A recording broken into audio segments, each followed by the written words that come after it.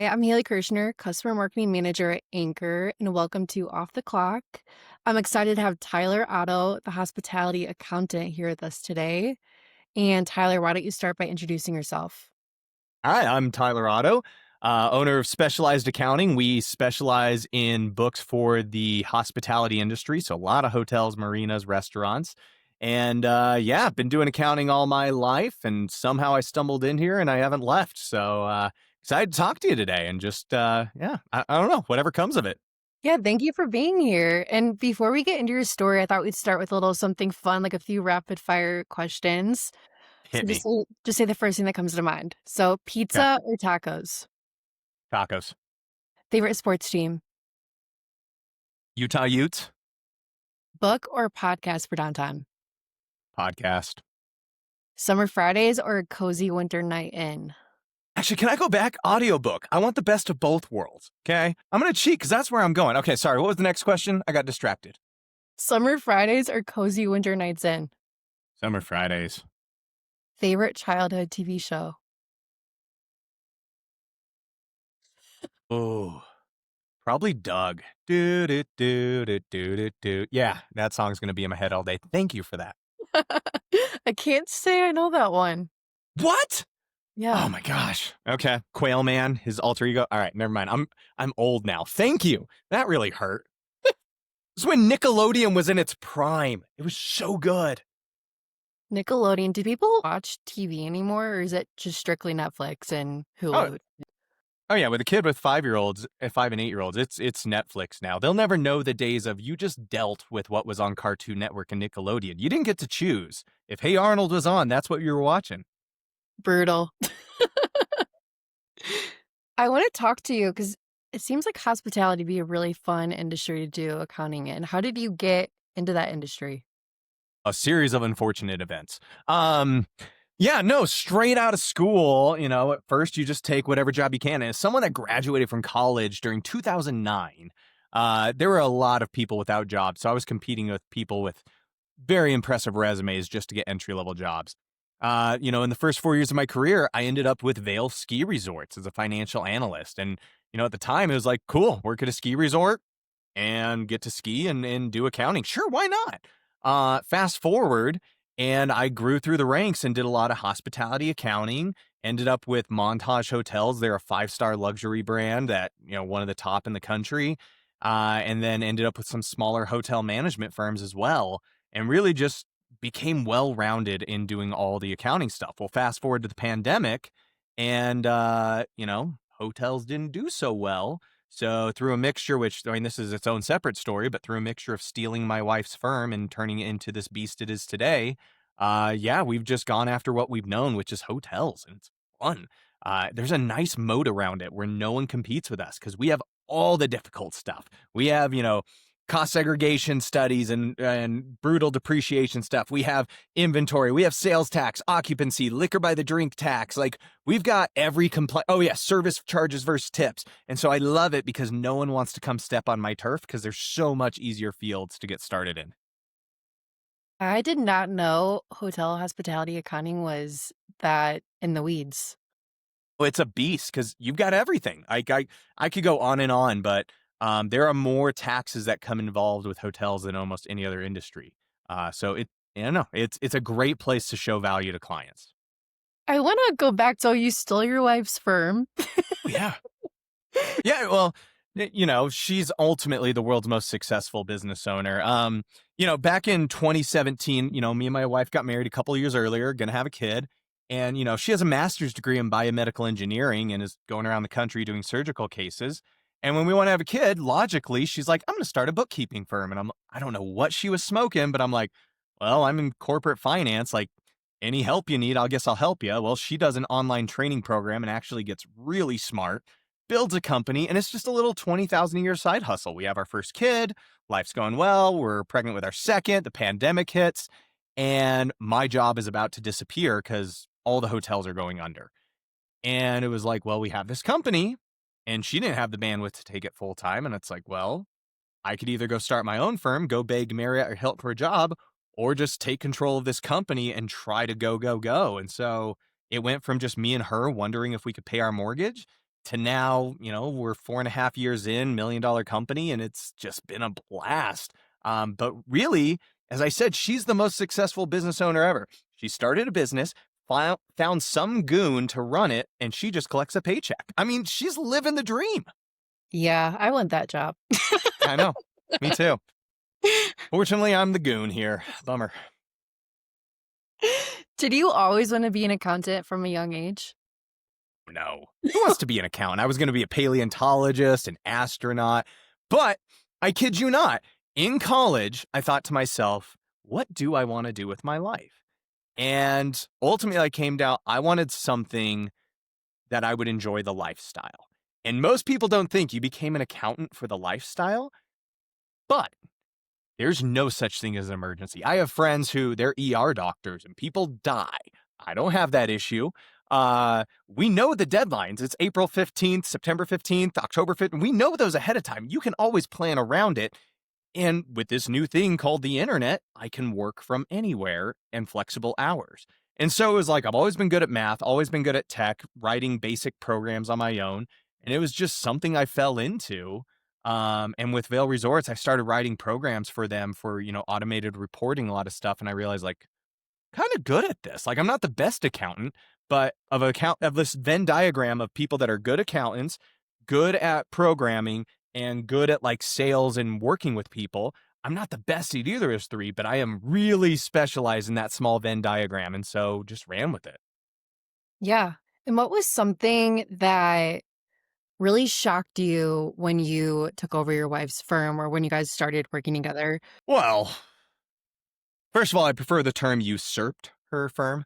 I think the thing that was the most shocking is, you hear the phrase necessity is the mother of invention. I don't know if I would have ever had the gall or bravery to start a firm from scratch and think I could ever do this. But my wife had already set up the insurance, the tax ID. Like, I didn't know what went into creating a business. And so from that point on, it's like, you're really betting on yourself. Can you find a way to pay your mortgage and pay for, oh, by the way, you have a kid and another one on the way? Can you figure this out? And somehow, when your back's against the wall, you figure it out. And so I was really surprised at like, just how much freedom there is as a business owner to choose your own adventure.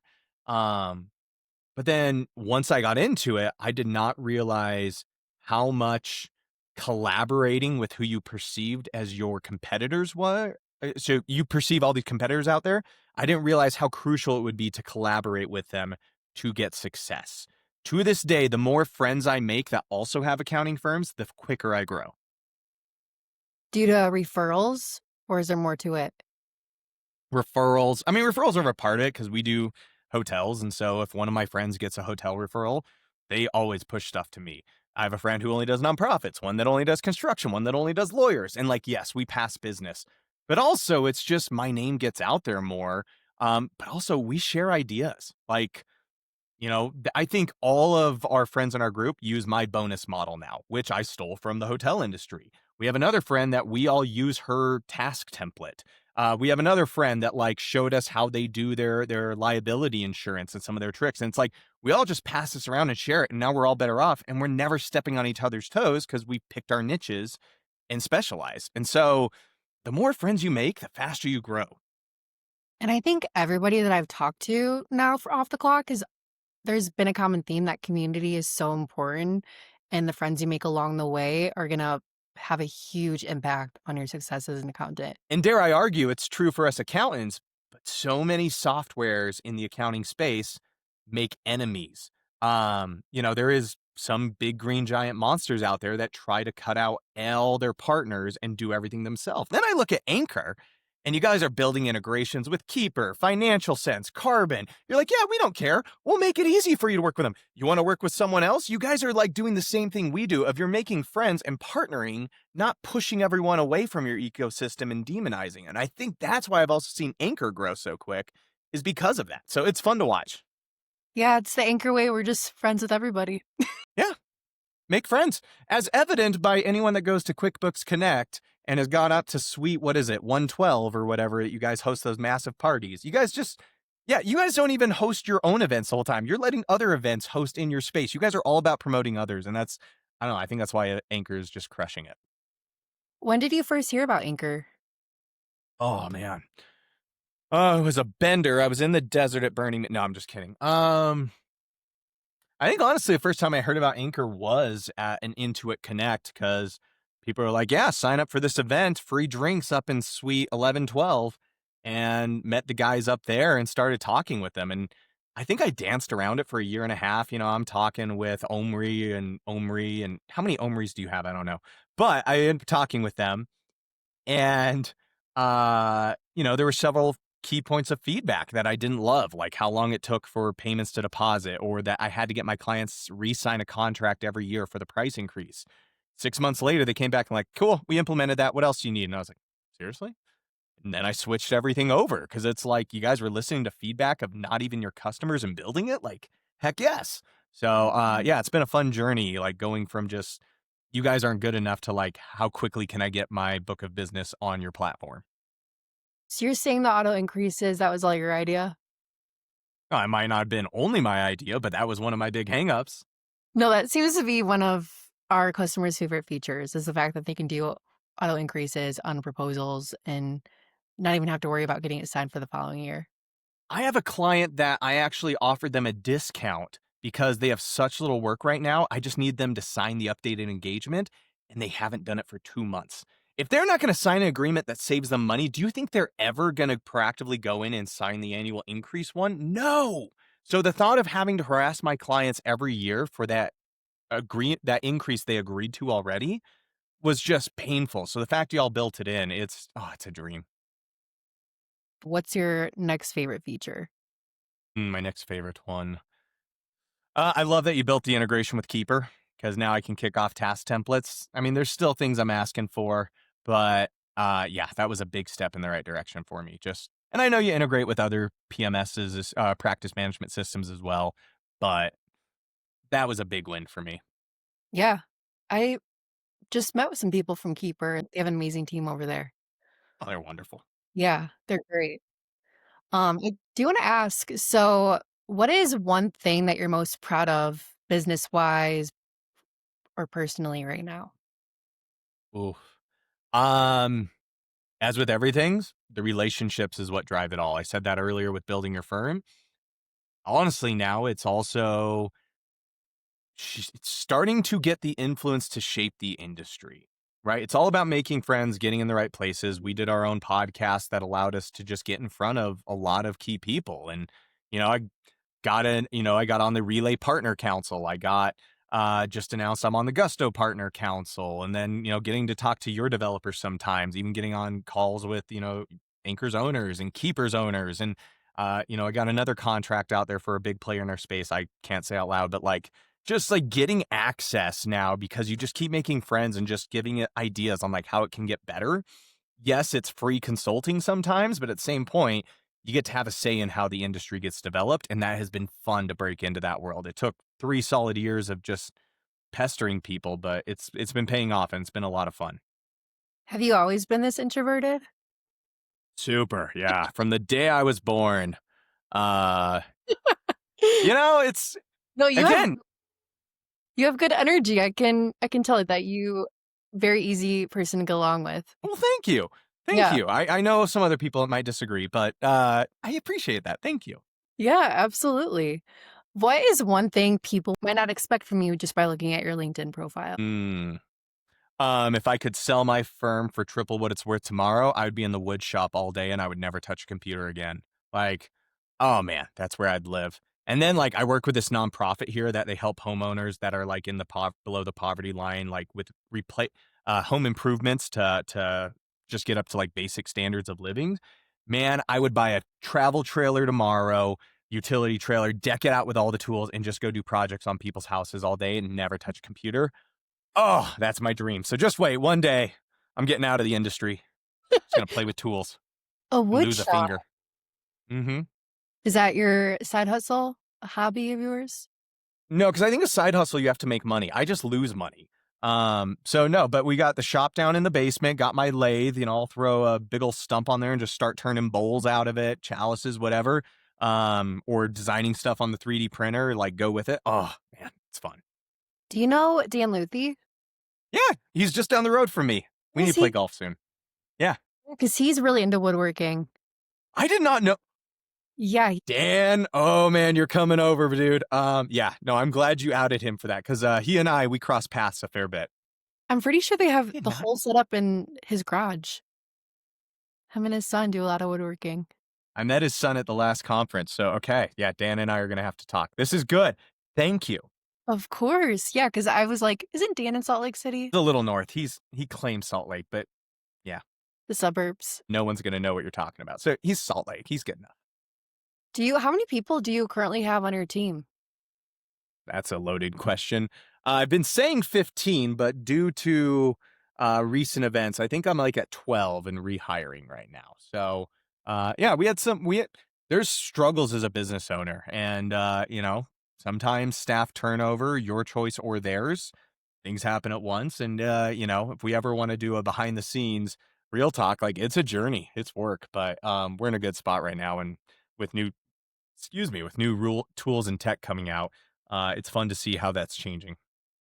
How I hear a lot of business owners say that hiring is the most difficult thing that they've done in their business or one of the most difficult things. Really like our hiring process. I think we do it better than most. But that being said, yeah, I think, I can think of at least in our 4-year journey, 3 or 4 people that we let go within the first 3 months because it's just hard. And sometimes you're like, yeah, this is not going to work out. Sometimes they try their best. Other times you're pretty sure they're good at getting jobs and then getting on unemployment after they just no show for 2 weeks and make it your fault. So it's been interesting, but yeah, just maintaining a solid staff culture. It's something that we really prided ourselves and did well for a while, and then we had a downturn that I kind of didn't realize was happening, and honestly, that's what led to our recent woes. And then coming out of that, some of my staff members have been like, "This has been the best month of my life. Like everything we've changed, the company's great again." And it was just blind spots we didn't have on just processes and communication breakdown. So yeah, it's a journey. I don't know if I'm emptying my purse too much here, but yeah, that was a journey. What are some of the changes that you implemented? Biggest things, um, we had some key people we put in leadership, and what ultimately ended up happening was every single team leader was going directly to leadership, and come to find out, all those team leaders were feeling on an island, isolated, just like they did not get the support of the rest of the team because they were kept to their small little groups. And, now that I'm back running everything, I've done office hours twice a week where it's anyone, everyone, come on, schedule time, and we work through stuff. And it's just like the banter's back. The team hears best practices. Oh, your team is doing this. We're going to steal that. And it's like, I thought that was common practice from my whole company. Coming to find out, not, because they weren't talking for a while. They were all on their own islands. And since I've come back to oversee all of operations, it's just the exchange of ideas and the camaraderie has grown, and it's been wonderful. Yeah, I think that's so important because I was at a company where I felt like we were always working on an island. And come to find out, there were like two of us working on the exact same type of project. And we were like, this is ridiculous. So definitely collaborating with your team and finding out what everyone else is working on, I think is really, really important to be Well, and aligned. it's hard because people don't get me wrong, the person I had that was running my operations, she did her best. She did what she thought was right for the company. And I believe, I did not hear this, but I believe in her eyes, she thought that it was a waste of time and money. She was wasting my money if she had extra people on these meetings that were just sitting there listening and not working because it was a waste of their time. And I totally get that because that is other people just listening in on office hours, hearing how others people problems are getting solved and they're not working, but they're still on the clock. That does seem like a waste of money. And so I think they thought they were protecting the bottom line of my company. Fortunately, I'm a big believer. We do morning lineup twice a week, all 15 team members for a half hour on, and half of it's just banter. That's a half hour. That's 7.5 hours across 15 people that I'm just paying for twice a week. So 15 hours a week of payroll, you know, let's say average costing me $30 an hour. That's $450. Did I just do that math right? Whatever. $450 a week, $1,800 a month that I pay just for banter time. If you think about it, I that think does that's cost. Yeah, and I think that's so important though when you have a team. I'm assuming you're fully remote? 100% remote. Yeah. I think that's so important though to have banter and meetings, especially when everyone's working from home and you don't have office interactions. Yeah. So, it's hard to justify sometimes, but to me, it's totally worth it. Definitely. But yeah, it does eat to your bottom line. So then your prices have to be higher to your clients just to cover banter time. Yeah. All right, Tyler, before we wrap up, I like to end each chat by passing along a little piece of advice from one guest to the next. Ooh. And last guest I spoke with was Katie Hanna from Details Matter Bookkeeping and Advisory. And her piece of advice was to put yourself out there because you never know what opportunities might come your way, no matter how ridiculous you might sound or your ideas might be. So now I want to ask you, what is one piece of advice you'd like to leave for the next guest? Well, I mean, the snarky person in me wanted to say, like, don't sweat the petty things and don't pet the sweaty things. But I don't think that's probably the direction we want to go. So that's always the advice I give to newlyweds when you're like, they're doing the games, whatnot. And that's my go to line. Dare I say, my advice is be as lucky as possible. Now, that needs a little context. But one of my favorite quotes is the philosopher Seneca said that luck is when preparedness meets opportunity. All you can do is be as prepared as possible and try and get as many chances to take advantage of how prepared you are. So you can't control it all, but you can constantly do things to be prepared. And then put yourself out there like they said, be as lucky as possible. But luck is what happens when preparedness meets opportunity. So that's not my quote. That is generations old. But I'm a big believer in being lucky as possible. I'll tell the next guest both of those piece of Okay. advice. I'll tell them to take which one, whichever one. Whichever they want. Good luck with that. See, again, your podcast is going downhill quick. I'm so sorry. And So Tyler, sorry. where can people find you? Oh, they can. I assume you don't want my home address, but they can probably find me on LinkedIn, Tyler Otto. Find me at the Unaccountable Podcast, me and Jeremy Van Grohl breaking down the accounting industry every other week with an hour of bromance shenanigans and 1 hour of CPE credit. Probably an upcoming Keeper webinar. I seem to find my way into those every so often. But yeah, either way, find me on LinkedIn. Let's be friends. Let's play. Hospitality accounted, everyone. I love it. Thank you, Tyler, for your time today. I appreciate you being on. Thanks so much.